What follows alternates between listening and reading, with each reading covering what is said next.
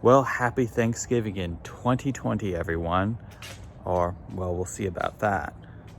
So I was just scrolling through YouTube today, and, well, the other day I heard on Facebook, there are new Pokemon games coming out in 2021. And we don't know what it is. Maybe a straight up report of the red and blue onto a Switch cartridge, or maybe the third generation or whatever. I wouldn't be opposed to that because I played Pokemon Let's Go Pikachu. It was enjoyable, but I didn't like how you could only capture Pokemon in the wild. You couldn't fight them, with few exceptions. And so, yeah. So anyway, I was scrolling through YouTube today, and I saw a thumbnail for a video called How Scientology Bought Neopets or something like that. And I've known about Scientology and Neopets for at least 2 years.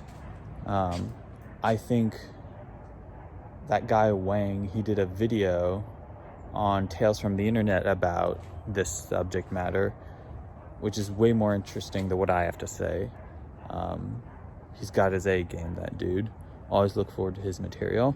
But anyway, and it just dawned upon me that Neopets, at least at a time, they tried to do the thing that a lot of right-wing Christian parents thought that Pokemon was trying to do.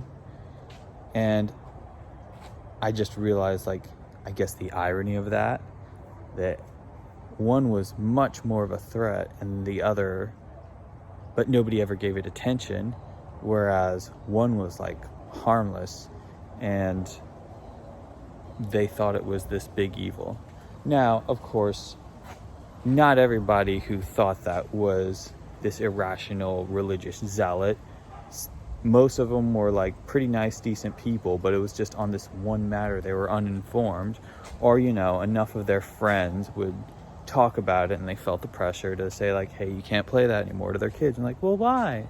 But I think my dad teetered on it. I was allowed to play it for the longest time, and then I stopped getting new video game systems, so there was never really a rule on that. And it's funny when you think about it now, because I see adults playing Pokemon Go, people who were in their 30s when the original run of Pokemon came out, now in their 60s or something. I see guests on their phones who are, up there in age, and they'll be trying to catch a Rattata or a Pidgey, and it's kind of hysterical that there used to be that stigma. Some of the craziest stories I've ever heard of Pokemon. So I've heard some stories, that Kadabra doing this thing was salute to Satan or whatever, and I don't know, some nonsense like that. But the craziest thing I heard about was when I went to a Christian school, and somebody said the way the guy who came up with Pokemon was that he was praying to Satan, and Satan downloaded the idea of it into him. And it was, yeah, even me as a kid back then knew okay, that's nonsense. The reality is, Satoshi Tajiri, he grew up in Tokyo before its rapid modern urbanization plans, when there was still lush greenery and forests. And as a kid, he would collect bugs and put them in jars and study them. And eventually he went on to other things like small birds and reptiles and frogs and such. But as Tokyo began to modernize, that goal became untenable and a lot of the wildlife was driven away. So he gravitates towards video games because that was kind of the infancy of arcades, and he got hooked to it and he was great at it.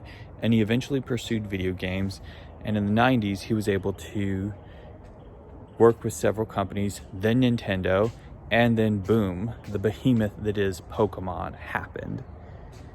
So how he came up with Pokemon was he remembered capturing them, or not them, they didn't exist, and if they are, where are they?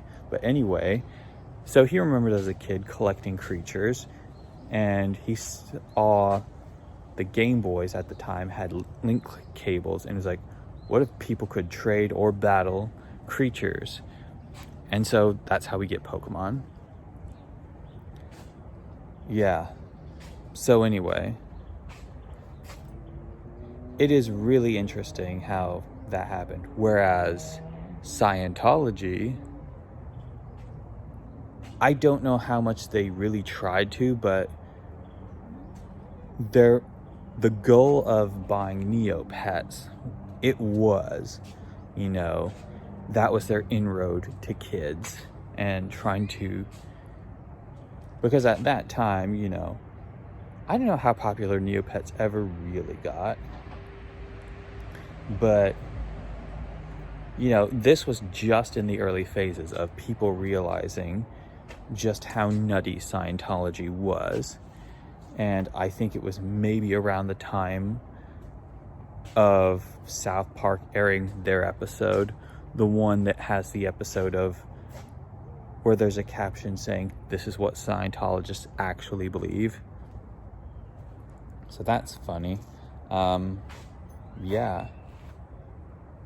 It really is interesting, not just Pokemon, but, well, I think what happened was some people got wind of, what Scientology was doing with Neopets. And I think they kind of backed off, but I don't know. I was never really too into Neopets. I think I started an account, but it was just too boring to me. It really is interesting, though. About 2 years ago, I sort of got into trying to make video games. And it's really interesting when you listen to the personal stories of video game developers, like, hearing how Shigeru Miyamoto came up with the idea for Zelda. One day when he was a kid, he found a mysterious cave when he was out walking.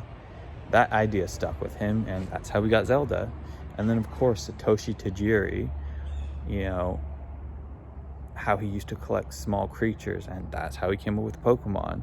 All these really innocuous life events that help spark their imaginations.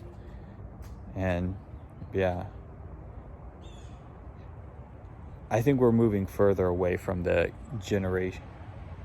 The thing about video games, why they got such a bad rap, was because when they first came out, grown-ups didn't know what the heck they were, and kids loved them because kids tend to adapt to new things early on, and that's when you can learn more. So of course they get it, and adults really don't like it when kids get something that they don't.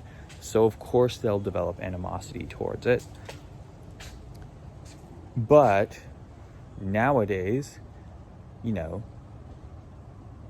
parents are the kids who grew up with video games.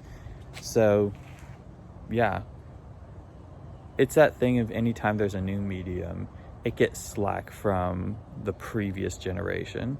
So yeah, kind of segued away from the original point of the video a little bit towards the end, but I think I stayed on track. So anyway, yeah, just some interesting insights.